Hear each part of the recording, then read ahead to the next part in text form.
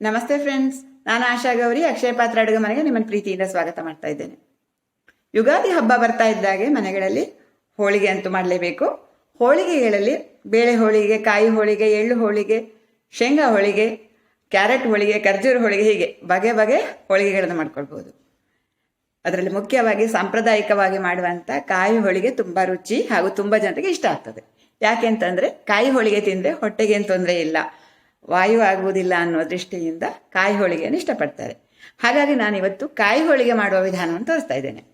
ಕಾಯಿ ಹೋಳಿಗೆಯಲ್ಲಿ ನನಗೆ ತಿಳಿದಿರುವಂತೆ ಎರಡು ವಿಧಾನ.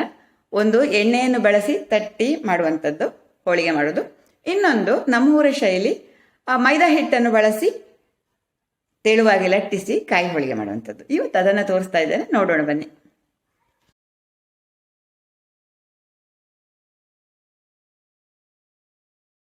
ಸ್ನೇಹಿತರೆ, ಕಾಯಿ ಹೋಳಿಗೆ ಮಾಡಲಿಕ್ಕೆ ನಾನು ತಗೊಂಡಂಥ ಸಾಮಗ್ರಿಗಳನ್ನು ತೋರಿಸ್ತೇನೆ.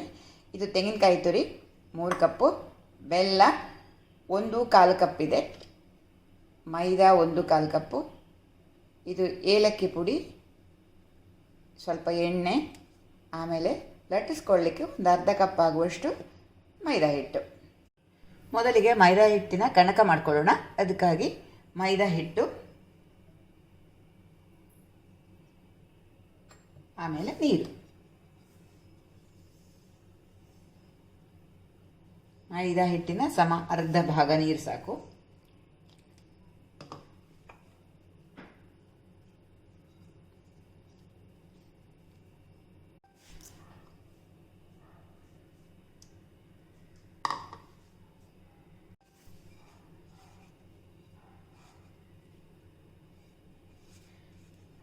ಮೈದಾ ಹಿಟ್ಟು ಕಲಿಸ್ಕೊಂಡು ಚೆನ್ನಾಗಿ ನಾದ್ಕೊಳ್ಬೇಕು.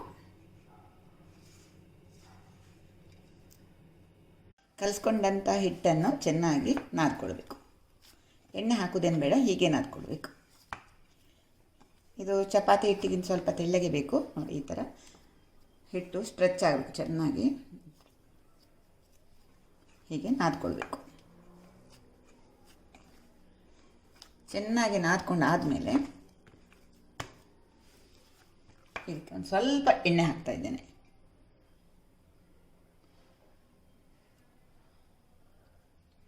ಒಂದು ಸ್ಪೂನ್ ಎಣ್ಣೆ ಸಾಕು. ಮೊದಲು ಹಾಕಿ ಈ ಹಿಟ್ಟನ್ನು ಮುಚ್ಚಿಟ್ಟು ಇದನ್ನೊಂದು 2 ರಿಂದ 3 ಗಂಟೆ ಚೆನ್ನಾಗಿ ನೆನೆಯಲಿಕ್ಕೆ ಬಿಡಬೇಕು. ಮೈದಾ ಹಿಟ್ಟಿನ ಕನಕ ನೆನೆಯುವಷ್ಟು ಹೊತ್ತಿಗೆ ನಾವು ಪೂರಣ ಮಾಡಬೇಕು.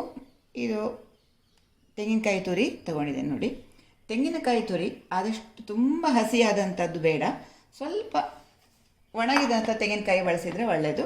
ಒಣ ಕೊಬ್ಬರಿ ಅಲ್ಲ, ಹಸಿ ಕಾಯಿ ತುರಿಯಲ್ಲಿ ಸ್ವಲ್ಪ ಒಣಗಿದಂಥದ್ದು. ಈಗ ಇದನ್ನು ನುಣ್ಣಗೆ ರುಬ್ಬಿಕೊಳ್ಬೇಕು. ನೀರೇನು ಹಾಕೋದು ಬೇಡ, ಡ್ರೈಯಾಗಿ ರುಬ್ಬಬೇಕು, ಗ್ರೈಂಡ್ ಮಾಡಬೇಕು. ಇದು ನೀರು ಹಾಕದೆ ನುಣ್ಣಗೆ ರುಬ್ಬಬೇಕು.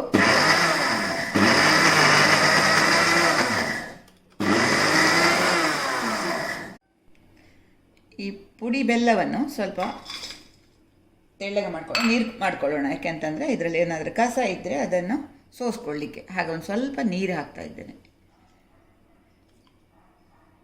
ಸ್ವಲ್ಪ ಸಾಕು.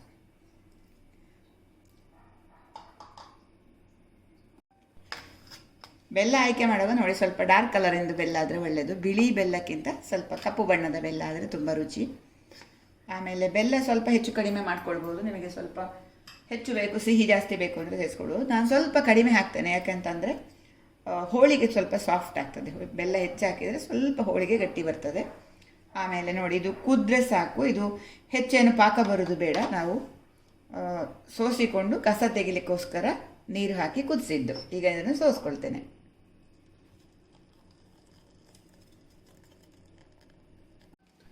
ತೆಂಗಿನಕಾಯಿ ತುರಿಯನ್ನು ನುಣ್ಣಗೆ ರುಬ್ಕೊಂಡಿದ್ದೇನೆ ನೋಡಿ. ಈ ಥರ ಸಣ್ಣದಾಗಿ ರುಬ್ಕೊಂಡಿದ್ದೇನೆ, ನೀರೇನು ಹಾಕಲಿಲ್ಲ. ಈಗ ಇದನ್ನು ಹೂರಣ ಮಾಡಬೇಕು. ಅದಕ್ಕೋಸ್ಕರ ಬಾಣಲೆಗೆ ಹಾಕ್ತಾ ಇದ್ದೇನೆ.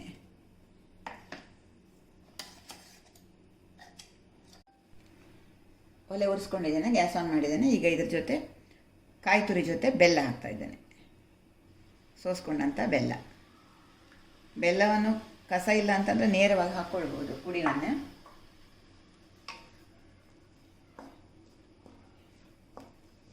ಸ್ವಲ್ಪ ಕಾಯಿಸ್ಬೇಕು.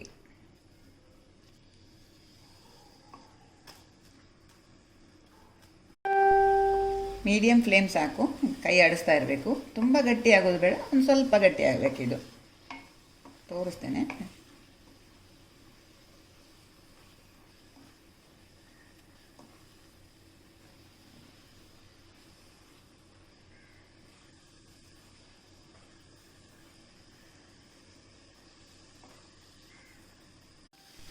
ಕೈ ಆಡಿಸ್ತಾ ಈಗ 6-7 ನಿಮಿಷ ಆಯಿತು ನೋಡಿದ್ದು. ಸ್ವಲ್ಪ ಅಂಟು ಮುದ್ದೆ ಥರ ಆಯಿತು ನೋಡಿದ್ದು. ಜಾಸ್ತಿ ಗಟ್ಟಿಯಾಗಬಾರ್ದು. ಈಗ ಗ್ಯಾಸ್ ಆಫ್ ಮಾಡಿಕೊಂಡು ಏಲಕ್ಕಿ ಪುಡಿ ಹಾಕ್ಕೊಳ್ಬೇಕು. ಏಲಕ್ಕಿ ಪುಡಿ ಸಾಕಷ್ಟು ಹಾಕ್ಕೊಳ್ಬೋದು. ಅವರವರಿಗೆ ಬೇಕಾದ ಹಾಗೆ ಏಲಕ್ಕಿ ಪುಡಿ ಹಾಕ್ಕೊಳ್ಬೇಕು. ಅರ್ಧ ಸ್ಪೂನ್ ಹಾಕಿದ್ದೇನೆ ಈಗ ನಾನು. ಈಗ ಇದನ್ನು ಆರಲಿಕ್ಕೆ ಬಿಡಬೇಕು. ಮೈದಾ ಹಿಟ್ಟಿನ ಕಣಕ ಒಂದು 2 ಗಂಟೆ ನೆಂದಿದೆ ನೋಡಿ. ಈ ಥರ ಇದು ಚೆನ್ನಾಗಿ ನೆಂದರೆ ಒಳ್ಳೆಯದು. ಈಗ ಇದನ್ನು ಒಂದು ಸಣ್ಣ ಲಿಂಬೆ ಗಾತ್ರದ ಉಂಡೆಗಳನ್ನಾಗಿ ಈ ಥರ ಇಷ್ಟು ದೊಡ್ಡ ಉಂಡೆಗಳನ್ನು ಮಾಡ್ಕೊಳ್ಬೇಕು. ಸ್ವಲ್ಪ ಎಣ್ಣೆ ಕೈ ಮಾಡ್ಕೊಳ್ಬೋದು. ಕೈಗೆ ಎಣ್ಣೆ ಹಚ್ಕೊಳ್ಬೋದು. ಈ ಥರದ ಉಂಡೆಗಳನ್ನು ಮಾಡಿಡಬೇಕು.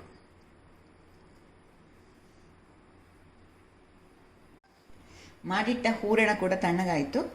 ಈಗ ಇದರಿಂದ ಸ್ವಲ್ಪ ದೊಡ್ಡ ಲಿಂಬೆ ಗಾತ್ರದ ಉಂಡೆಗಳನ್ನು ಮಾಡ್ಕೊಳ್ಬೇಕು. ನಾವು ಚಿಕ್ಕ ಲಿಂಬೆ ಗಾತ್ರದ ಉಂಡೆಯನ್ನು ಮಾಡ್ಕೊಂಡಿದ್ದೇವೆ ಕನಕದಿಂದ. ಹೂರಣ ಮಾಡುವಾಗ ಸ್ವಲ್ಪ ದೊಡ್ಡ ಉಂಡೆಗಳನ್ನು ಮಾಡ್ಕೊಳ್ಬೇಕು. ಇದು ನೋಡಿ ಪಾಕ ಹದವಾಗಿದೆ, ಹಾಗಾಗಿ ಕೈಗೆ ಅಂಟ್ತಾ ಇಲ್ಲ. ಕೈಗೆ ಅಂಟುಕೊಳ್ಬಾರ್ದು, ಆ ಥರ ಇರಬೇಕು. ಇದು ಪಾಕ ಹೆಚ್ಚಾಯಿತು ಅಂತಂದರೆ, ನಾವು ಕಾಯಿಸಿದ್ದು ಜಾಸ್ತಿ ಆಯಿತು, ಏರು ಪಾಕ ಆಯಿತು ಅಂತಂದರೆ ಇದು ನೋಡಿ ಈ ಥರ ಅಲ್ಲ, ಸ್ವಲ್ಪ ಬೆಲ್ಲದ ಅಂಶ ಹೆಚ್ಚು ಡ್ರೈ ಕಂಡ ಹಾಗೆ ಕಾಣಿಸ್ತದೆ. ಅಂತಹ ಸಂದರ್ಭ ನಿಮಗೆ ಆಯಿತು ಅಂತಂದರೆ ಸ್ವಲ್ಪ ನೀರು ಸೇರಿಸ್ಕೊಂಡು ಕಾಯಿಸ್ಕೊಳ್ಬೇಕು. ಸ್ವಲ್ಪ ಬೆಚ್ಚಗೆ ಮಾಡ್ಕೊಳ್ಬೇಕು. ಆವಾಗ ಈ ಹದಕ್ಕೆ ಬರ್ತದೆ. ಇದು ಹದವಾಗಿಯೇ ಇದೆ ನೋಡಿ. ನನಗೆ ಸ್ವಲ್ಪ ಕೂಡ ಕೈಗೆ ಅಂಟ್ತಾ ಇಲ್ಲ. ಹಾಗಂದ್ಬಿಟ್ಟು ಇದು ಗಟ್ಟಿಯೂ ಇಲ್ಲ, ಸಾಫ್ಟಾಗಿಯೇ ಇದೆ. ಈಗ ಕಣಕ ತಗೊಂಡು ಹೂರಣವನ್ನು ತುಂಬಿಸ್ಕೊಳ್ಬೇಕು. ಸ್ವಲ್ಪ ಫ್ಲ್ಯಾಟ್ ಮಾಡಿ ಸ್ವಲ್ಪ ತೆಳ್ಳಗೆ ಮಾಡ್ಕೊಳ್ಬೇಕು. ಈ ಕಷ್ಟ ಆದರೆ ಸ್ವಲ್ಪ ಲಟ್ಟಿಸ್ಕೊಳ್ಬೋದು. ಹಿಟ್ಟು ಹಾಕ್ಕೊಂಡು ಲಟ್ಟಿಸ್ಕೊಳ್ಳೋದು. ನಾವಿದನ್ನು ಎಣ್ಣೆಯಲ್ಲಿ ತಟ್ಟುವಂಥದ್ದಲ್ಲ, ಹಿಟ್ಟು ಬಳಸಿ, ಮೈದಾ ಹಿಟ್ಟು ಬಳಸಿ ಲಟ್ಟಿಸ್ಕೊಳ್ಳೋದು.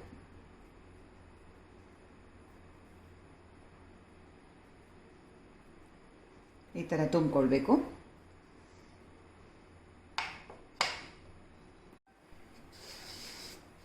ಮೈದಾ ಹಿಟ್ಟನ್ನು ಬಳಸ್ಕೊಂಡು ಈ ಥರ ನೋಡಿ ಹೋಳಿಗೆಯನ್ನು ಲಟ್ಟಿಸ್ಕೊಳ್ಬೇಕು. ತುಂಬ ಈಸಿಯಾಗಿ ಮಾಡ್ಕೊಳ್ಳಿಕ್ಕಾಗ್ತದೆ. ಇದು ಕಣಕ ಮತ್ತು ಹೂರಣ ಹದವಾದ ಪಾಕ ಆದರೆ ಮಾಡ್ಕೊಳ್ಳಿ ಸುಲಭ. ಎಷ್ಟು ತೆಳ್ಳಗೆ ಬೇಕೋ ಅಷ್ಟು ತೆಳ್ಳಗೆ ಲಟ್ಟಿಸ್ಕೊಳ್ಬೋದು.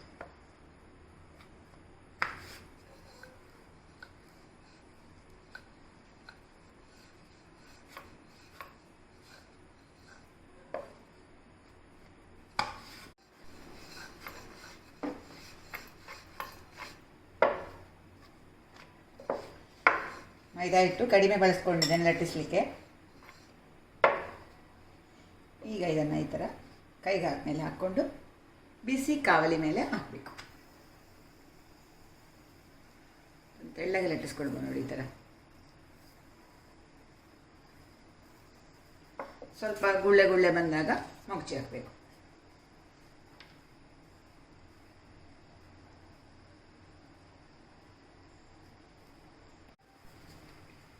ಈಗ ಇದನ್ನು ತಿರುಗಿಸಿ ಹಾಕ್ತಾ ಇದ್ದೇನೆ.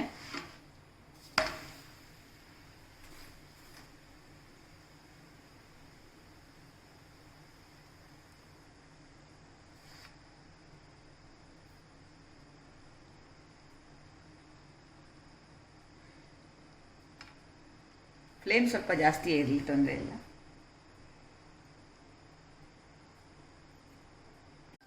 ಹೀಗೆ ಇದು ಸಾಕು, ತೆಗಿತಾ ಇದ್ದೇನೆ.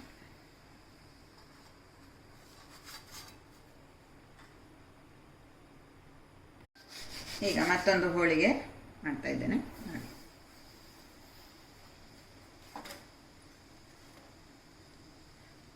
ತುಂಬ ತೆಳ್ಳಗೆ ಬಂದಿದೆ ನೋಡಿ.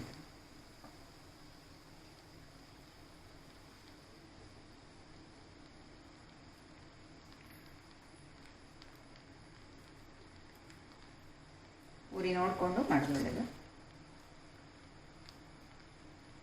ಸ್ವಲ್ಪ ಗುಳ್ಳೆ ಗುಳ್ಳೆ ಬರ್ತಾ ಇದ್ದ ಹಾಗೆ ತಿರುಗಿಸಿ ಹಾಕ್ತಾ ಇದ್ದೇನೆ.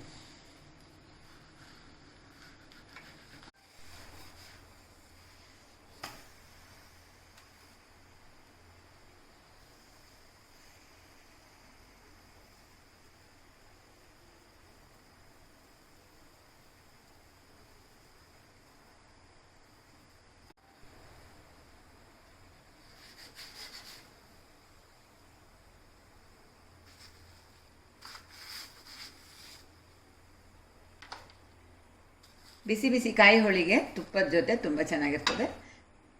ಕಾಯಿ ಹೋಳಿಗೆ ಮೇಲೆ ತುಪ್ಪ ತುಂಬ ಸಾಫ್ಟಾಗಿ ಬಂದಿದೆ ನೋಡಿ. ಈ ಥರ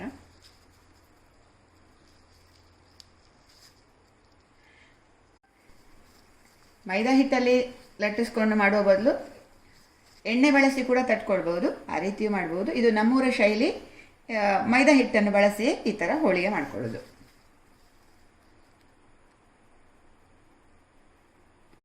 ಸ್ನೇಹಿತರೆ, ನಾನೀಗ ಮಾಡಿದಂಥ ನಮ್ಮೂರ ಕಡೆಯ ಕಾಯಿ ಹೋಳಿಗೆ ವಿಧಾನ ನಿಮ್ಗೆ ಇಷ್ಟ ಆಯಿತು ಅಂತ ಅಂದ್ಕೊಳ್ತೇನೆ. ಇಷ್ಟ ಆದರೆ ಒಂದು ಲೈಕ್ ಒತ್ತಿ ಈ ವಿಡಿಯೋ ಲಿಂಕನ್ನು ದಯವಿಟ್ಟು ನಿಮ್ಮ ಮಿತ್ರರಿಗೆ ಶೇರ್ ಮಾಡ್ಕೊಳ್ಳಿ. ಹೊಸಬರು ನನ್ನ ವಿಡಿಯೋ ನೋಡ್ತಾ ಇರೋರಾದರೆ ನಮ್ಮ ಅಕ್ಷಯ ಪಾತ್ರ ಅಡುಗೆ ಮನೆ ಚಾನಲನ್ನು ಸಬ್ಸ್ಕ್ರೈಬ್ ಮಾಡ್ಕೊಳ್ಳಿ. ಸಬ್ಸ್ಕ್ರೈಬ್ ಮಾಡೋದ್ರೊಂದಿಗೆ ಬದಿಯಲ್ಲಿರುವ ಗಂಟೆ ಚಿತ್ರ ಅಥವಾ ಬೆಲ್ ಐಕಾನ್ ಒತ್ತಿದ್ರೆ ನಾನು ಮಾಡಿದಂಥ ಹೊಸ ಅಡುಗೆ ಆ ತಕ್ಷಣಕ್ಕೆ ನೀವು ನೋಡ್ಕೊಳ್ಬೋದು. ಹಾಗಾಗಿ ಸಬ್ಸ್ಕ್ರೈಬ್ ಮಾಡೋದ್ರೊಂದಿಗೆ ಬೆಲ್ ಐಕಾನ್ ಒತ್ತಿಕೊಳ್ಳೋದನ್ನು ಮರಿಬೇಡಿ. Thank you. ಶುಭ ಯುಗಾದಿ.